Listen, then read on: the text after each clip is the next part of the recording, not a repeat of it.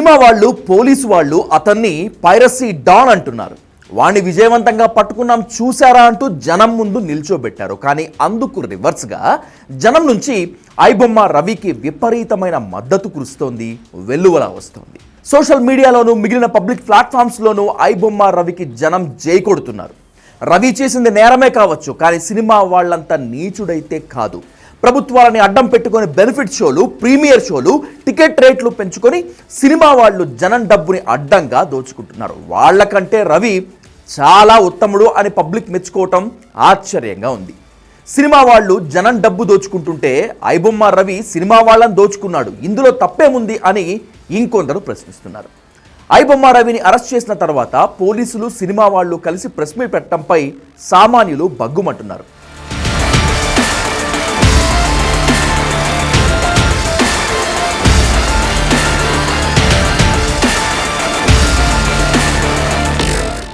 ఇమ్మంది Ravi alias iBomma Ravi సినిమాలు, web సిరీస్లను piracy చేసి వెబ్సైట్లలో పెట్టడంతో హైదరాబాద్ పోలీసులు అరెస్ట్ చేశారు. అయితే ఇక్కడే అసలు కథ మొదలైంది.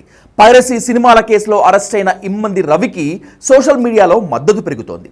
అదే సమయంలో అతన్ని అరెస్ట్ చేసిన పోలీసులకు, సినిమా వాళ్లకు వ్యతిరేకంగా మీమ్స్ కూడా వస్తున్నాయి.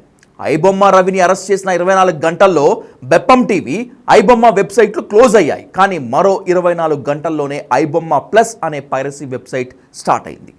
రవి రూపాయి ఖర్చు లేకుండా తమకు కొత్త సినిమాలు చూపిస్తున్నాడంటూ ప్రశంసలు కురిపిస్తున్నారు జనం. 50 లక్షల మంది ఐబొమ్మ చూస్తున్నారంటే ఎంతమంది జనానికి సినిమా వాళ్లపై ఏ స్థాయిలో వ్యతిరేకత ఉందో, ఎంత నెగిటివ్ ఫీలింగ్ ఉందో అర్థమవుతోందంటూ లాజిక్లు చెప్తున్నారు. పైరసీ తప్పు అయితే అడ్డగోలుగా సినిమా టికెట్ల రేట్ల పెంచడమూ తప్పే.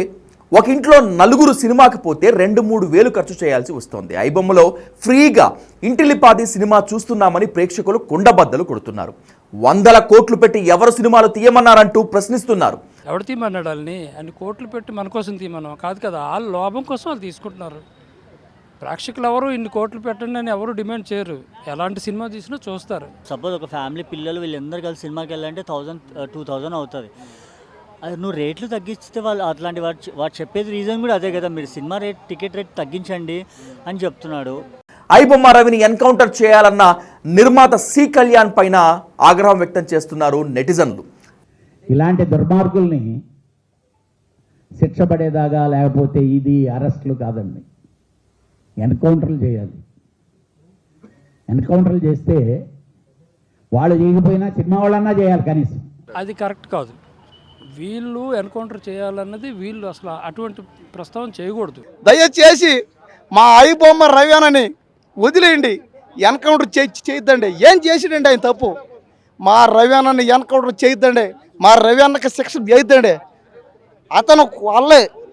అతను చేసిన మంచి పని వల్లే మేము సినిమా చూసాం. 100 రూపాయలు పెట్టి కానీ 500 పెట్టి కానీ మేము సినిమా టికెట్ కొనలేమండి. పైరసీ చేసే వాళ్ళు సంఘ సేవలు చేయట్లేదన్న దర్శకుడు ఎస్ఎస్ రాజమౌళికి నెటిజన్లు స్ట్రాంగ్ కౌంటర్ ఇచ్చారు. మీరేమైనా సంఘ సేవ చేస్తున్నారా, వినోదం పేరుతో బిజినెస్ చేస్తున్నారు కదా అంటూ నిలదీస్తున్నారు. ఉంది, ఫ్రీగా చూస్తున్నాం కదా, అంతే కదా, దీంట్లో పెద్దది ఏదో ఉంది అనుకుంటున్నారు. బట్ ఆ పైరసీ సినిమాలు చేసే వాళ్ళు ఏమీ సంఘ సేవ చేయట్లేదండి. వాళ్ళు ఫ్రీగా ఏం చేయట్లేదు. అంత పెద్ద పెద్ద వెబ్సైట్లు, అంత పెద్ద పెద్ద సర్వర్స్ అవన్నీ హోస్ట్ చేయాలంటే చాలా ఖర్చు అవుతుంది. దానికంతా ఆ డబ్బు అంతా ఎక్కడి నుంచి వస్తుందండి? మా దగ్గర నుంచి రావట్లేదు డబ్బు.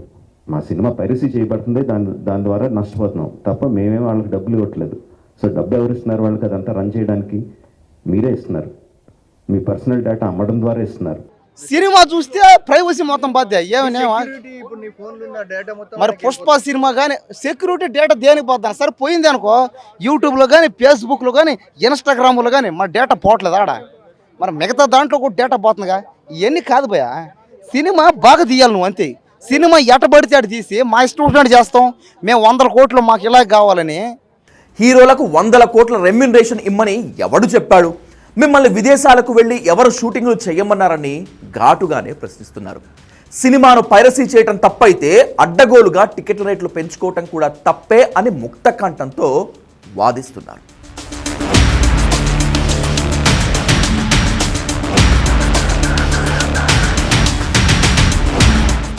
ఐబొమ్మ రవి వద్ద 50 లక్షల మంది పర్సనల్ డేటా ఉందని, ఆ డేటాని అతడు అమ్ముకున్నాడని ఆరోపిస్తున్నారు టాలీవుడ్ పెద్దలంతా. అయితే ఆ ఆర్గ్యుమెంట్ని సామాన్య జనం తిప్పికొడుతున్నారు. కిరాణా షాప్ దగ్గర నుంచి ఫోన్లో ఉన్న ప్రతి ఒక్క యాప్ కస్టమర్ల డేటా తీసుకుంటుందని, ఐబొమ్మ రవి వద్దకు డేటా వెళ్ళినంత మాత్రాన వచ్చే నష్టమేమీ లేదని జనం రివర్స్ గేర్ అలాగే రివర్స్ కౌంటర్ ఇస్తున్నారు. పోలీస్ తరపు నుంచి వార్నింగ్ పోయింది కాబట్టి ఇమ్మడి రవి వార్నింగ్ ఇవ్వడం జరిగింది. అంతేగాని సరే ఇప్పుడు అరెస్ట్ చేశారు, అరెస్ట్ చేసినందుకు ఎవరైనా ప్రూఫ్స్ అయినా లేకపోతే ఎవరైనా పర్సనల్ ఫొటోస్ అయినా ఏమైనా బయటకు వదలడం జరిగిందా? ఎవరిని వదలలే, ఏం చేయలేదు. అంటే జస్ట్ ఆయన వార్నింగ్ ఇచ్చిండు కాబట్టి ఈయన వార్నింగ్ ఇచ్చిండు. మాలాంటి వాళ్ళకి ఆయన సోషల్ సర్వీస్ చేస్తుండే, దాన్ని మీరు ఆపడం అరికట్టడం అనేది చాలా నేరం. సినిమా వాళ్ళంతా బెట్టింగ్ యాప్లు ప్రమోట్ చేసి డబ్బులు సంపాదించడం లేదా అంటూ రవిని సపోర్ట్ చేసే వారి నుంచి కౌంటర్లు వస్తున్నాయి. ఐబొమ్మ వల్ల మా సినిమాలకు నష్టం జరిగిందని చెప్తుంటే, మీ సినిమాలు బాగాలేక ఆడలేదే తప్పితే ఐబొమ్మ వల్ల ఎక్కడా నష్టం జరగలేదంటూ సోషల్ మీడియాలో కౌంటర్ ఇస్తున్నారు. నువ్వు ఎన్ని కోట్లు పెట్టి తీసినా సినిమా బాగుంటే అది ఆడుతుంది పోయా, నువ్వు బాగా దిగిపోతే అది ఆడదన్నా. నువ్వు ఎట పడితే అటు తీసుకుని ఐబొమ్మలో పోయిందంటే సినిమా బాగా లేకుండా ఆ సినిమాకి ఇవ్వడం పోతాడా? ఐబొమ్మ పోతే ఇంకో బొమ్మ వస్తుంది, అది పోతే ఇంకోటి వస్తుంది. ఈ వెబ్సైట్లను పూర్తిగా అడ్డుకోవటం అంత ఈజీ కాదు.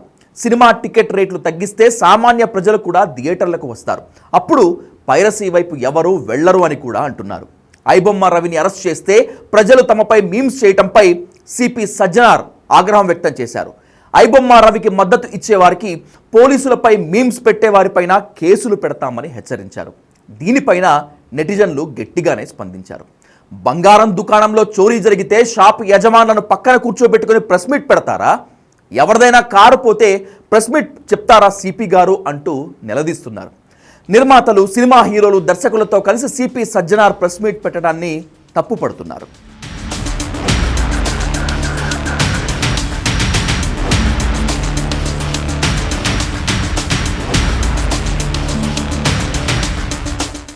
అంతేకాదు, బెట్టింగ్ యాప్లని ప్రమోట్ చేసే సినిమా వాళ్లను వదిలేసి వాళ్లపై ఎలాంటి యాక్షన్ తీసుకోకుండా సినిమా పైరసీ చేశాడని ఐబొమ్మ రవిని ఒక టెర్రరిస్ట్లా చిత్రీకరించడంపై ఆక్షేపిస్తున్నారు. మిమ్మల్ని ఛాలెంజ్ చేశాడని రవిని అరెస్ట్ చేశారు కదా, సినిమా టికెట్ల రేట్లు ఎందుకు పెంచారని ప్రశ్నిస్తే ఏం పీక్కుంటారో పీక్కోండని నిర్మాతలు, హీరోలు మమ్మల్ని ఛాలెంజ్ చేస్తున్నారు. పాప్కార్న్ ప్యాకెట్ 400 రూపాయలు ఎందుకు అమ్ముతున్నారని అడిగితే ఏం చేసుకుంటావో చేసుకోపో అని క్యాంటీన్ వాడు ఛాలెంజ్ చేస్తున్నారు. వాళ్లను కూడా పోలీసులు అరెస్ట్ చేయాలి, సామాన్యులకు న్యాయం చేయాలి అని డిమాండ్ చేస్తున్నారు జనం. మొత్తం మీద పైరసీ స్టోరీ అడ్డం తిరిగింది. ఐబొమ్మ రవికి ఊహించని మద్దతు లభించింది. వ్యవహారం సినిమా వాళ్ళకి రివర్స్ అయి కూర్చుంది.